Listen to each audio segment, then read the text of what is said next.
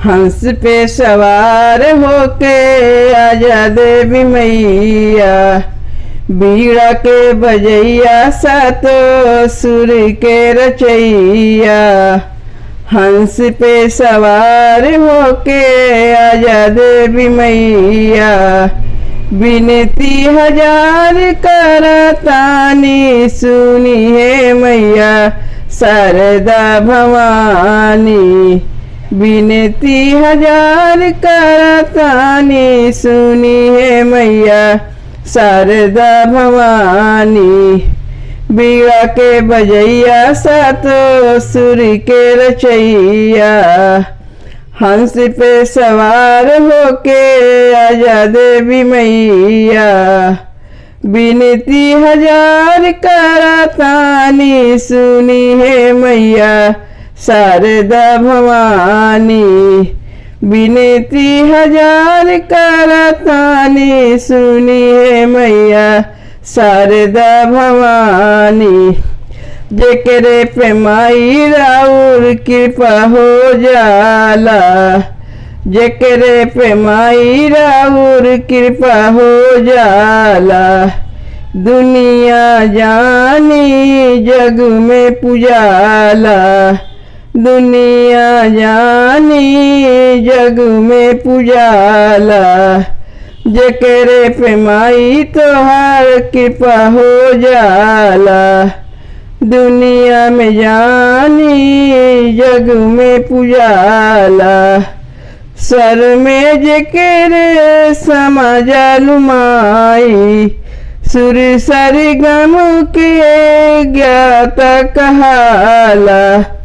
सर में जेकरे समा जालू माई, सुर सरगम के ज्ञाता कहाला।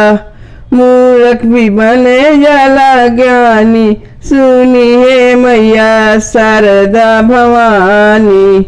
मूर्ख भी बने जाला ज्ञानी सुनी है मैया शारदा भवानी। बीड़ा के बजैया सातो सुर के रचैया, हंस पे सवार होके आजा देवी मैया, विनती हजार करतानी सुनी है मैया शारदा भवानी। विनती हजार करतानी सुनी है मैया शारदा भवानी। सूरदास कालिदास के कवि बनैलू, वाल्मीकि जी से रामायण लिखैलू। सूरदास कालिदास के कवि बनैलू, वाल्मीकि जी से रामायण लिखैलू। रामचरितमानस के कह दिहलू रचना, तुलसी के जब तू कलम में समैलू। रामचरितमानस के कह दिहलू रचना, तुलसी के जब तू कलम में समैलू।